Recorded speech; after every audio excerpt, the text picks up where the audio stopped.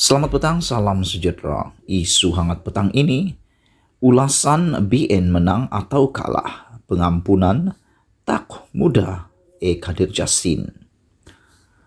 Andaian populer adalah para pembesar UMNO BN daripada kluster mahkamah mahu supaya pilihan raya umum ke-15 diadakan lebih awal bagi mengelak masuk penjara dan mendapat pengampunan diraja. Tetapi kalau diperincikan, ya tidaklah semudah itu. Pertama sekali, belum tentu UMNO BN menang sehingga boleh membentuk kerajaan sendiri macam sebelum PRU 2018 dan kembali bertindak sesuka hati. Kedua, kemenangan dalam pilihan raya kecil serta pilihan raya negeri di Melaka dan Johor tidak menjamin UMNO BN boleh mengubah aliran kemerosotan yang dideritainya sejak PRU 2008. Ketiga, tidaklah semudah itu untuk membatalkan siri perbicaraan ke atas para pembesar UMNO BN yang sedang berjalan sekarang dan memberi pengampunan diraja kepada mereka. Risikonya amat besar. UMNO mungkin hancur dan institusi-institusi terlibat akan ditentang secara terbuka oleh banyak pihak. Selain kepimpinan kerajaan, proses pengampunan akan melibatkan peguam negara, kehakiman, Perdana Menteri, lembaga pengampunan, dan yang di Pertuan Agong. Pengampunan Anwar Ibrahim pada 2018 sering disebut sebagai duluan bagi mengampunkan Najib Razak dan gengnya dalam kluster mahkamah.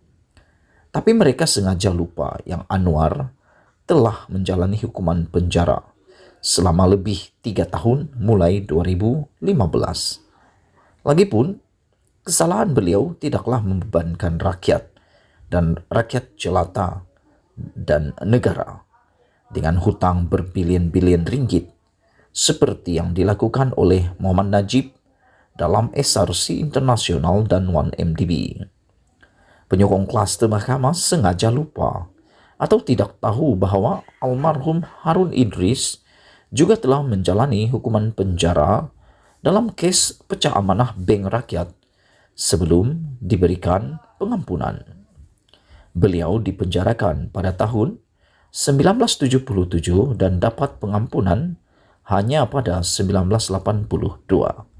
Itu pun bersama-sama 62 banduan lain bersamping ulang tahun ke-25 kemerdekaan negara. Harun tidak ambil duit untuk dirinya sendiri, tetapi untuk pentaskan tinju Muhammad Ali Jubangge di Kuala Lumpur pada tahun 1975. Begitu juga dengan almarhum Mokhtar Hashim yang membunuh musuh politiknya, almarhum Muhammad Taha Talib, pada tahun 1982. Dia dijatuhkan hukuman gantung sampai mati pada tahun 1983 dan pada tahun berikutnya diberi pengampunan kepada penjara seumur hidup. Pada tahun 1991, dia diberikan pengampunan kedua dan dibebaskan setelah 9 tahun dalam penjara. Dia menembak Speaker Dewan Undangan Negeri 9 itu sebelum PRU 1982. Bukanlah semudah seperti digambarkan bagi yang di Pertuan Agong atau raja-raja Melayu yang lain serta yang di Pertuan Negeri memberi pengampunan. Beban tanggung jawab di bawah undang-undang adalah sangat berat kerana ia adalah hak mutlak Baginda. Akhirnya Bagindalah yang memikul beban tanggung jawab dan risiko tindakan tersebut, bukan Perdana Menteri atau lembaga pengampunan. Mereka hanya memberi nasihat kepada Baginda. Kalau kita masih ingat, hatta pengampunan Anwar itu pun pernah coba dicabar atas isu prosedur dan sama ada ia free pardon, pengampunan tanpa syarat, atau full pardon, pengampunan penuh. Menurut Peguam Nimalan Devaraja, yang menulis dalam skrini.com pada 2018.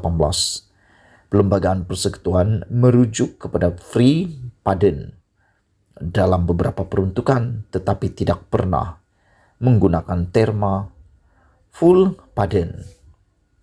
Kesimpulannya, pengampunan bagi Najib dan gengnya sekiranya nanti didapati bersalah oleh semua peringkat mahkamah bukanlah sesuatu yang otomatik atau telah terpahat di atas batu. Tidak kiralah sama ada UMNO BN menang atau kalah.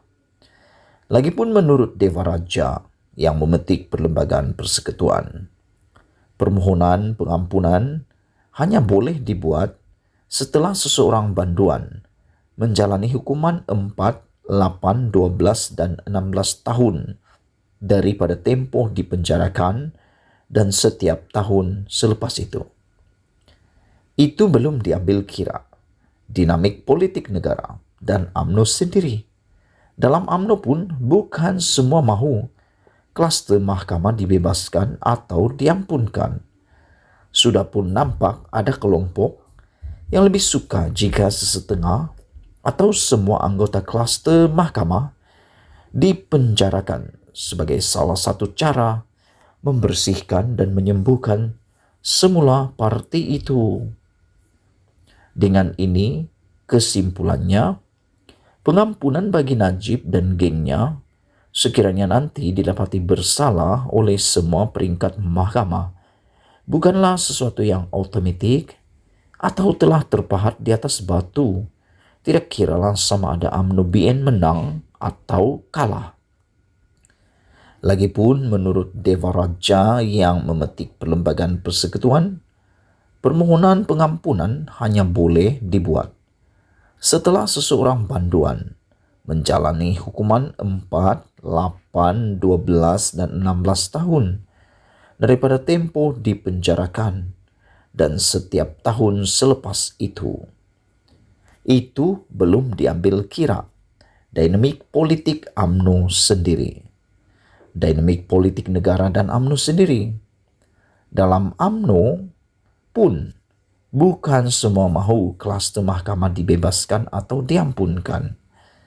Saya pun sudah nampak ada kelompok yang lebih suka jika sesetengah atau semua anggota klaster mahkamah dipenjarakan sebagai salah satu cara membersih dan menyembuhkan semula parti itu. Ditulis ulasan oleh Ekadir Jasin, wartawan tokoh yang pernah bergiat dalam politik melalui Bersatu ketika bekas Perdana Menteri Dr. Mahathir Mohamad masih bersama parti itu. Tulisan ini kali pertama disiarkan di media sosialnya dengan tajuk asal "Pengampunan Diraja Bukan Mudah". Sekian isu hangat malam ini. Jangan lupa tinggalkan komen Anda. Kita jumpa lagi. Malaysia kita punya. Kita jaga sama-sama cintai Malaysiaku. Bye-bye.